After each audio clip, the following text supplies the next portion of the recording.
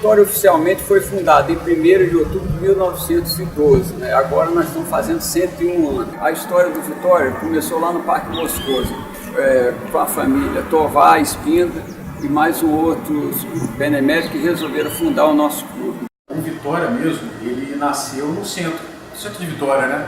Região ali do Parque Moscoso, da Rua 7, era onde as pessoas se juntavam para poder fazer, onde tiveram a ideia de criar o Vitória Futebol Clube, né?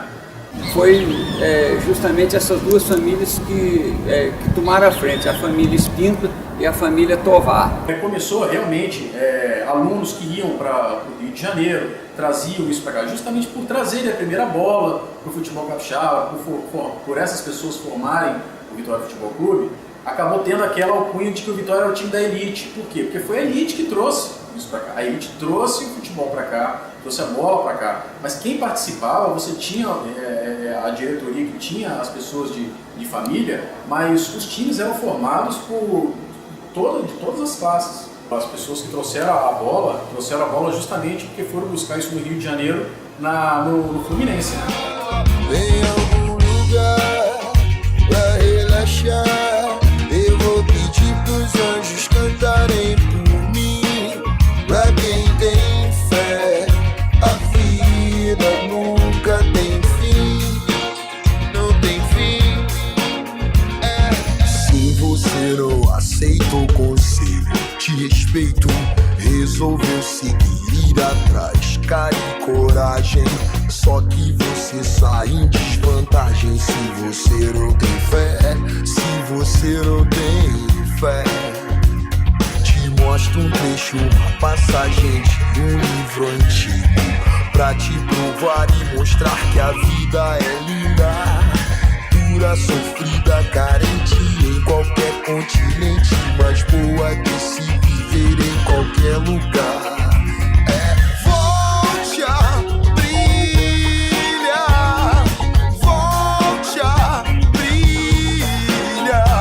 Não havia muita preparação física, porque não havia tempo para isso. Nós tínhamos um técnico, que era um excelente técnico uruguaio, Ângelo Giudicelli. E para você ter ideia do que o técnico tinha que fazer, ele não recebia dinheiro, assim, ele tinha uma ajuda de custo para fazer aquilo.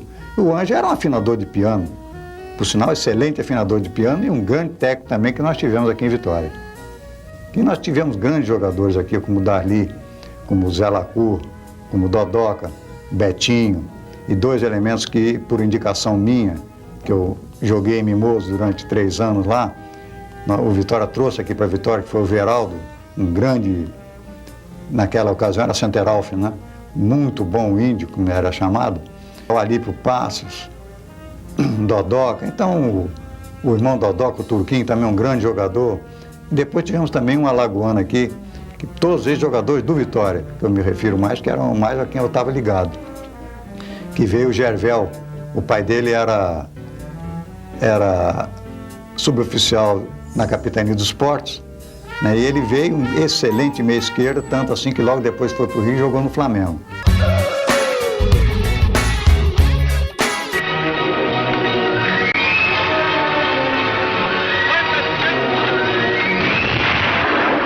Segunda Guerra, para tudo, o Vitória cedeu, infelizmente, muitos títulos, muitos troféus para poder servir de bucha de canhão para a guerra. Isso realmente foi uma história muito curiosa, né?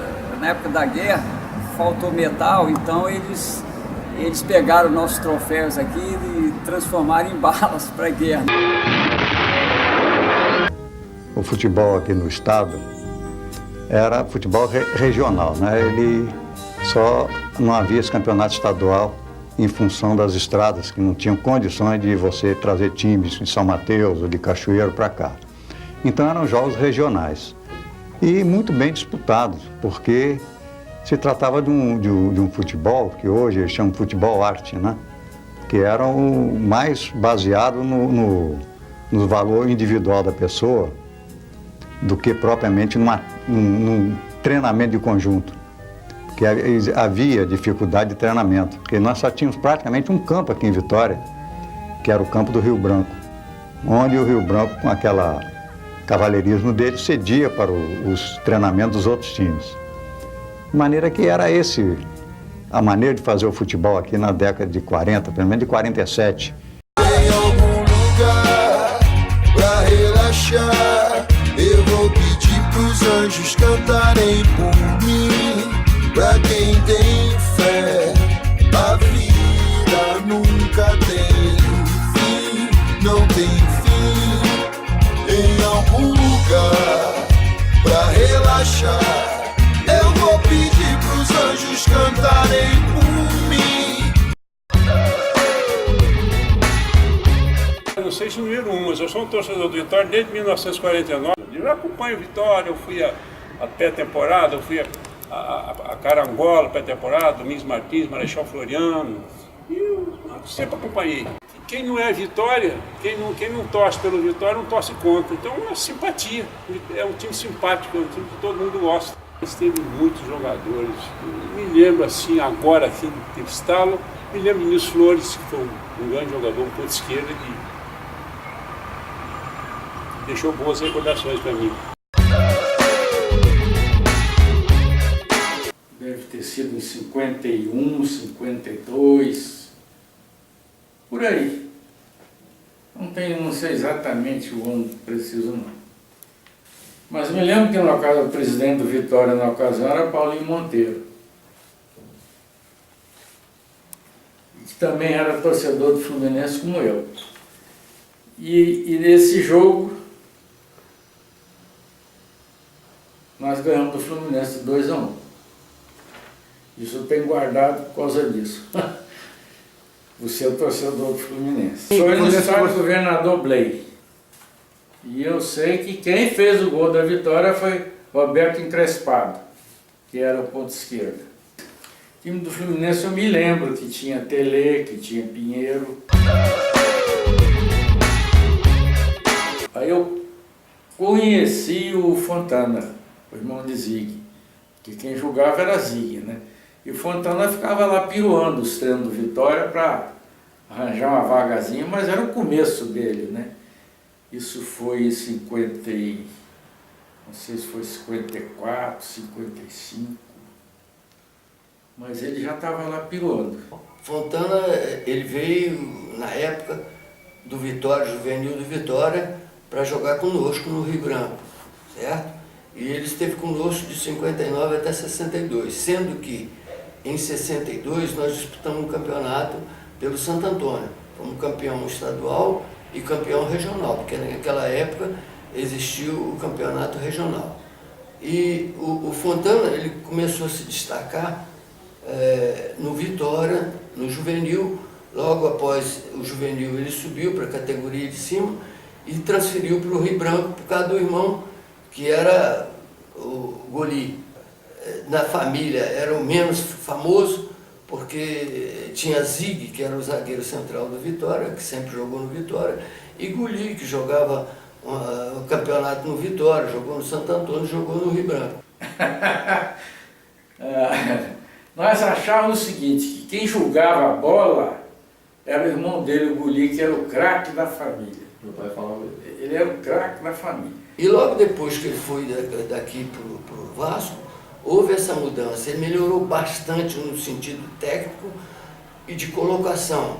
Então foi quando ele evoluiu bastante e dentro do Vasco ele formou aquela zaga muito boa de Brito com ele e que chegaram até a seleção brasileira. E ele tinha uma personalidade forte, né? Por isso que ele apareceu. Peitou Pelé lá no jogo, né? Lá no Maracanã. Mas realmente ele era muito ríspido na jogada. Ele tinha uma garra impressionante. E eu me lembro que um episódio muito grande foi com o Pelé, que no jogo contra o Vasco e Santos, ele parece que deu um soco na cabeça de Pelé e arrebentou o supercílio, aquele negócio todo. E disse para Pelé, para ele ir jogar em outro lugar, que aqui ele não metia o gol. E Pelé saiu de campo, foi lá e consertou, botou esparadrapo, voltou e acabou fazendo gol em cima dele. Mas depois ele refinou um pouquinho, né? Ele foi pro Cruzeiro E refinou um pouquinho.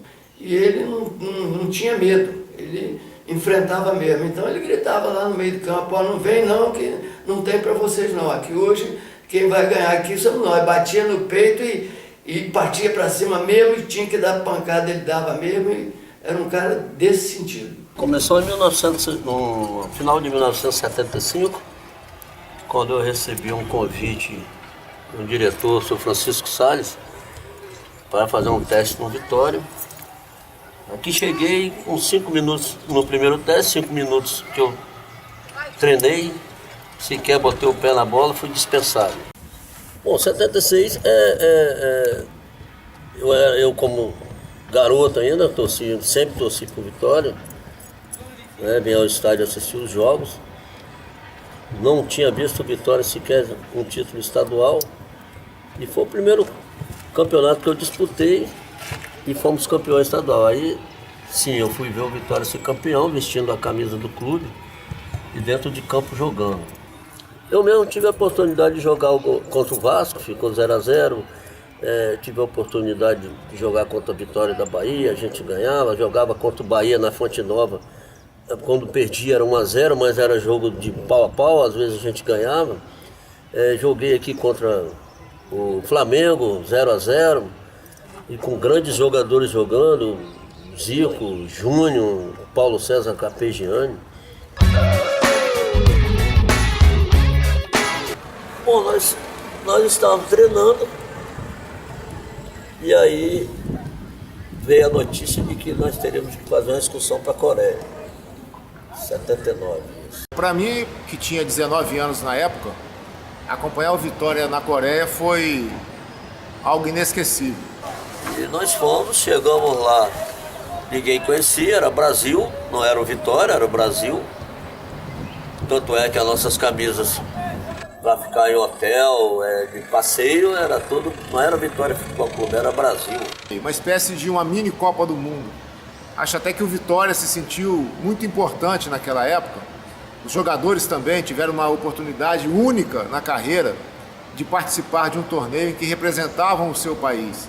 Estádios bonitos, hotéis de primeira, jantares de gala, treinamento com horário definido, ônibus especial, batedores da polícia. A gente era um representante, muito representante do Brasil, 12 times. O curioso é que nós saímos daqui achando que estávamos saindo no horário, o dia que estaria chegando no dia anterior, mas não, a gente já estava chegando lá no dia do jogo, não tivemos tempo, não tivemos condições de jogar. Já na chegada, no ônibus da delegação, nos foi apresentado o intérprete, né, do Vitória, que é o Mr. Kim. Mr. Kim, ele estudava português na Universidade da Coreia e foi indicado para acompanhar a delegação do Vitória para fazer a tradução. E os jogadores começaram logo a ensinar a porção de palavrão para Mr. Kim, como a gente chamava. Jogadores negros, por exemplo, os coreanos passavam a mão na pele para saber se era mesmo uma cor real ou se tinha alguma pintura. Eu, que tinha a pele mais cabelo, eles também queriam puxar. Fomos passando e ali nós já começamos a se destacar dentro desse torneio, porque tinha equipes de outros países, e principalmente as duas equipes mais fortes da Coreia do Sul, onde também eles muito bem na competição. Em 79 o Vitória surpreendeu ao ser campeão do torneio da Coreia. Outros times brasileiros também já tinham ido. Os torcedores lá local já passaram a nos apoiar, porque era o Brasil e a gente bem na competição. E chegamos à decisão com esse time da coreano, que era o melhor do país. Fizemos um jogo na decisão, um jogo normal de 1-1. Veio a prorrogação e ganhamos na prorrogação de 1-0. Fomos campeões, fomos muito festejados lá, presentes, brindes, tudo a gente ganhava onde passava lá depois. Por isso, ele voltou em 81 e foi terceiro colocado. E quando voltou, já era considerado um dos favoritos ao título. Após o campeonato da Coreia, aí nós fizemos esticou, né? Foi esticada a excursão porque o clube foi bem lá em Seul e recebeu convites para jogar em outros países. Aí fomos para a Arábia Saudita, fizemos 4 jogos, ganhamos 2, perdemos 2. Inclusive, lá na Arábia, nós tivemos a visita no vestiário do Zagallo e do Rivelino, né? Foram pessoas importantíssimas. Na época o Zagallo era treinador lá e o Rivelino. E depois esticamos para uma excursão à Grécia, nós ficamos na Grécia 3 dias, sem jogar, passeando. E dali fomos para a Romênia, fizemos 2 jogos. Um contra a seleção da Romênia, um perdemos de 1-0 e o outro com um time do interior lá da Romênia que ficou 2-2. E dali retornando para o Brasil. Em 81 fomos para a Coreia novamente, mas aí sim, nós fizemos só o campeonato mesmo, esse torneio dentro da Coreia, e retornamos.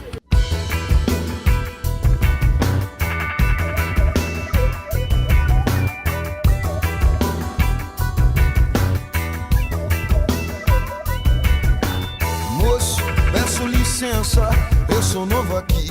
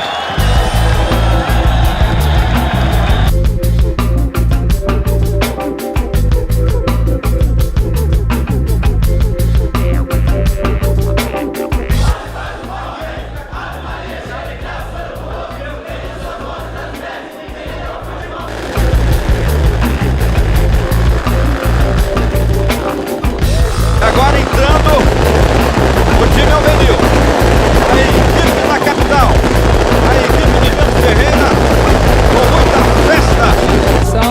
Perdemos um jogo só para o CTE Colatina, são times que estão buscando, dentro dessa competição, buscando o máximo que é o título. Fazendo aquela festa aqui no campo, os jogadores junto com os torcedores estão no campo, junto com os torcedores que estão na arquibancada. O último jogo da grande final. A fé também, acima de tudo, autoriza o Wallace Valente, Lilnem e Edinho. É cobrança de falta ensaiada, é perigosa contra o gol do Alan. Vamos ver quem cobra. Vai lá o Edinho, colocou!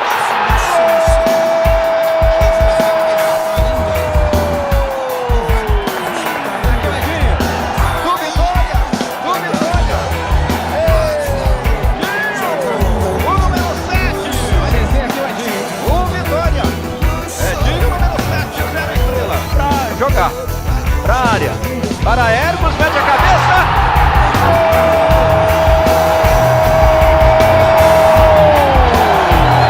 Do Vitória,